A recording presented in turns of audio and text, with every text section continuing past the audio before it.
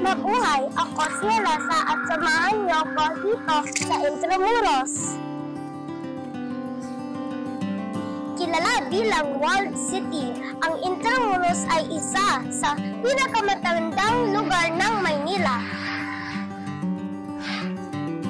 Itinatag noong 1571 ni Miguel Lopez de Legazpi.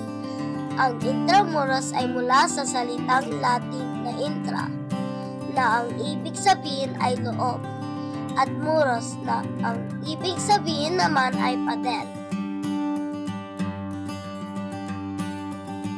Napapaloob dito ang ilan sa mga makasaysayang lugar na personal kong binisita tulad ng Fort Santiago, kung saan ikinulong ang ating pambansang bayani na si Dr. Jose Rizal bago siya bitayin noong 1896.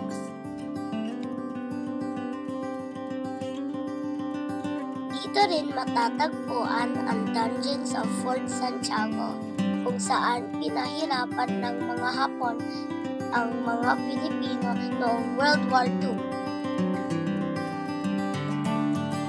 Andito naman tayo sa San Agustin Church, ang pinakamatandang simbahan sa Pilipinas.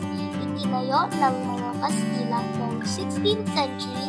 Ang simbahan na ito ay nakaligtas sa isang malaking lindol noong 1863, gayon din sa mga pananalasa noong World War II.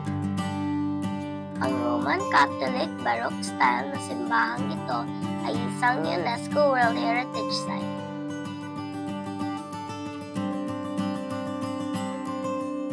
Matatagpuan din dito ang Casa Manila, kung saan makikita ang pamumuhay ng isang mayamang Filipino family noong panahon ng Espanyol.